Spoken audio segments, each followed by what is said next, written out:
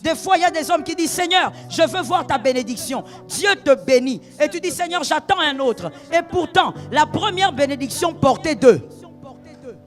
Le problème, c'est que nous, souvent, enfants de Dieu, je dis bien nous tous, nous avons tendance à croire que quand Dieu donne une chose, c'est-à-dire commence à jubiler et c'est déjà fini. Et même quand tu reçois une prophétie, tu te dis, j'attends l'accomplissement. On n'attend pas l'accomplissement sans travailler. On n'attend pas l'accomplissement d'une prophétie sans travailler. Tu dois travailler ton intelligence pour saisir tout ce qu'une seule opportunité peut t'accorder. Faire travailler l'intelligence va t'accorder ce que les hommes qui se trouvent autour du roi n'ont pas. Est-ce que quelqu'un m'entend? Les fils de Dieu, nous avons tendance à nous limiter sur la première bénédiction. Et nous nous mettons à célébrer. Célébrer, ce n'est pas suffisant, il faut réfléchir. Il faut calculer, tu dis, bon voilà, j'ai une opportunité, on va m'engager dans telle banque. Maintenant, comment je peux faire pour que mon intelligence me donne plus que ça? I will say it. Écoute très bien. Tout ce que la grâce t'accorde comme opportunité. Voilà pourquoi nous n'avons pas tous les mêmes opportunités. Tout ce que la grâce t'accorde comme opportunité, en réalité, ton intelligence a la capacité de te donner le double.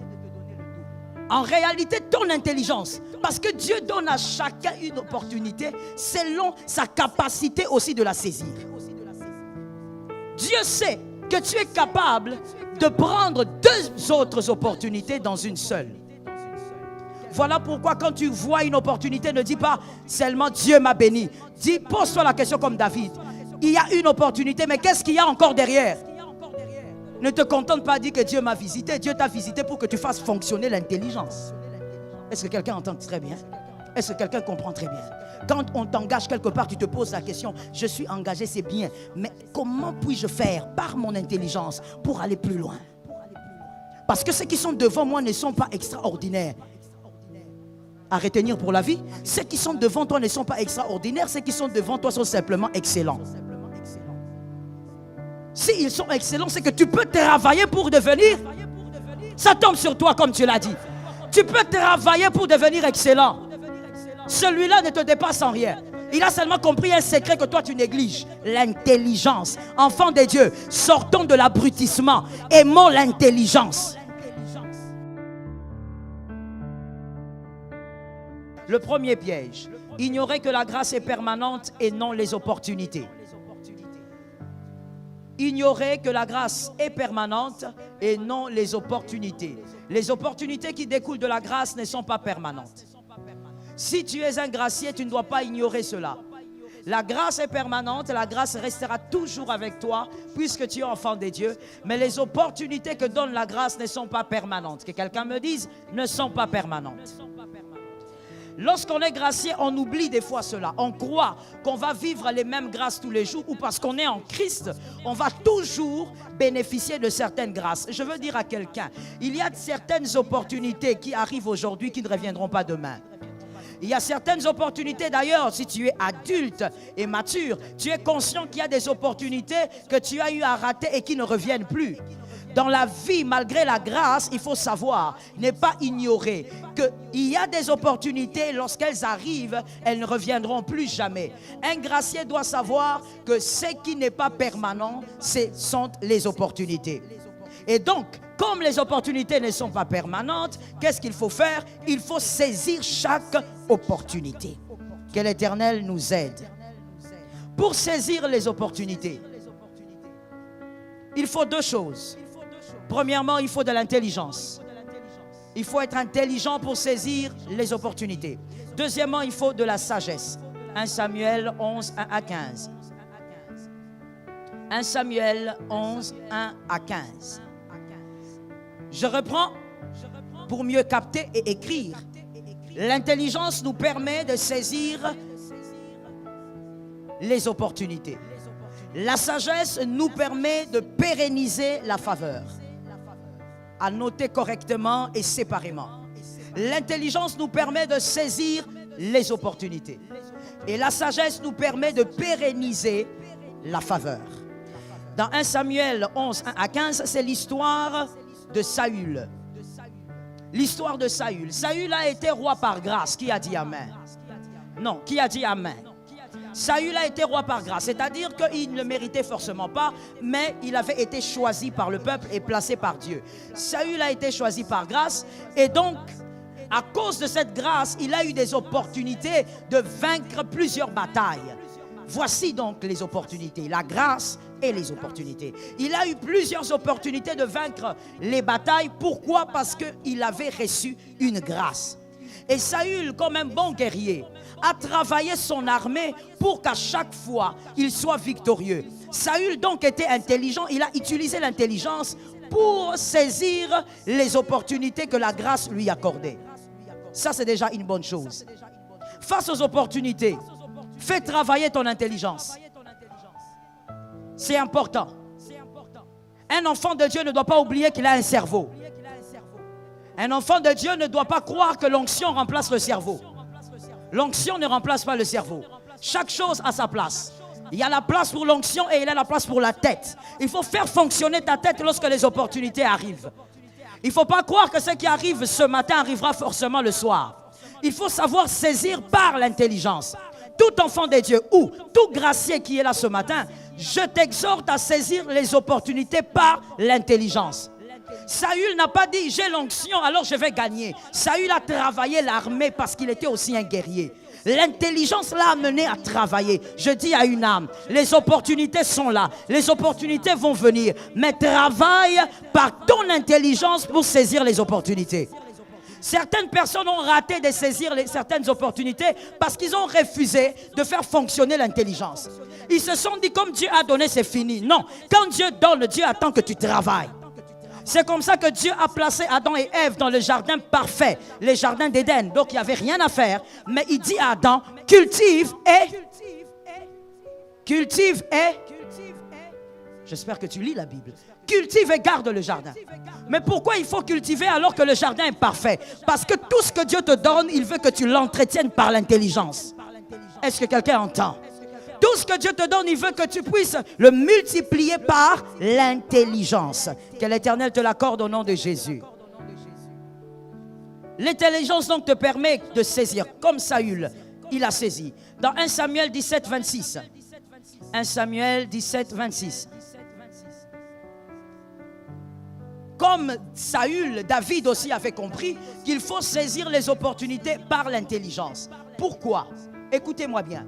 Lorsqu'on est intelligent, c'est-à-dire on fait fonctionner ses neurones, on comprend que quand il y a une opportunité, on doit y mettre son intelligence pour saisir, pour travailler l'opportunité, parce que toute opportunité a la possibilité de vous introduire dans une seconde opportunité. Toute opportunité comporte en elle-même une autre porte. Toute opportunité qui vient vers vous peut vous guider vers une deuxième porte. Lorsque donc une première opportunité arrive, ne me dis pas que tu as saisi, tu as jubilé et que tu t'es arrêté là. Tu dois saisir, jubiler, mais ton intelligence doit t'amener à trouver la seconde porte qui se trouve dans la première. Est-ce que quelqu'un m'entend? Avec le Seigneur, quand il te donne une porte à ouvrir, c'est qu'il y a une deuxième dedans. À toi de trouver la deuxième. Qui a dit Amen? Quand tu dis Amen, tu comprends ce que tu dis et tu captes quelque chose. Chaque opportunité cache en elle une seconde opportunité. Mais qu'est-ce qui fait que toi et moi, des fois, on saisit qu'une seule opportunité? Parce qu'on n'a pas fait travailler l'intelligence. Fais travailler l'intelligence, tu seras capable d'aller jusqu'à la seconde opportunité. Des fois, il y a des hommes qui disent, Seigneur, je veux voir ta bénédiction. Dieu te bénit. Et tu dis, Seigneur, j'attends un autre. Et pourtant, la première bénédiction portait deux. Est-ce que quelqu'un me capte très bien? Dans les entrailles d'Isaac, il y a Ésaü et... Oh Lord. Dans les entrailles d'Isaac, il y a Ésaü et Jacob. Ce n'est pas à Abraham de donner naissance à Ésaü et Jacob. Abraham ne donne pas naissance aux jumeaux. Abraham donne naissance à un seul qui porte des jumeaux. L'opportunité viendra comme Isaac, mais il y a des jumeaux. L'opportunité viendra comme Isaac, mais il y a... C'est à toi de travailler ton intelligence pour comprendre que ce que j'ai aujourd'hui, je dois travailler parce qu'il y a deux autres opportunités à l'intérieur. Le problème, c'est que nous, souvent, enfants de Dieu, je dis bien nous tous, Nous avons tendance à croire que quand Dieu donne une chose, c'est-à-dire commence à jubiler et c'est déjà fini. Et même quand tu reçois une prophétie, tu te dis, j'attends l'accomplissement. On n'attend pas l'accomplissement sans travailler. On n'attend pas l'accomplissement d'une prophétie sans travailler. Tu dois travailler ton intelligence pour saisir tout ce qu'une seule opportunité peut t'accorder. Est-ce que quelqu'un m'entend très bien? Que l'Éternel nous aide. Comme je disais dans 1 Samuel 17, 26, David dit aux hommes qui se trouvaient près de lui. David dit aux hommes qui se trouvaient près de lui, que fera-t-on à celui qui tuera ce Philistin et qui ôtera l'opprobre des dessus d'Israël? Qui est donc ce Philistin, cet incirconcis, pour insulter l'armée du Dieu vivant? Parole du Seigneur. David vient pour tuer Goliath. Que quelqu'un me dise, on tue Goliath. C'est comme ça que toi tu tues Goliath. Que quelqu'un me dise, on tue Goliath. C'est comme ça que toi tu tues Goliath. Que quelqu'un me dise, on tue Goliath. David vient pour tuer Goliath. Il est sûr qu'il va tuer Goliath. Tuer Goliath est une opportunité. Qui a dit amen?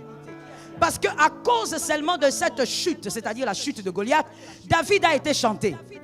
David a été célébré. Saül même est devenu jaloux parce qu'on a commencé à chanter David plus que le roi. Donc tuer Goliath seul, c'était déjà une grande opportunité.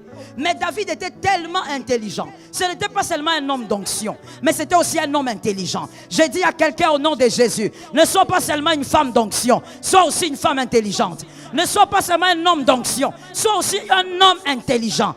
David est venu, David a dit, ok, Goliath est une opportunité, mais dans cette opportunité, je peux avoir une autre.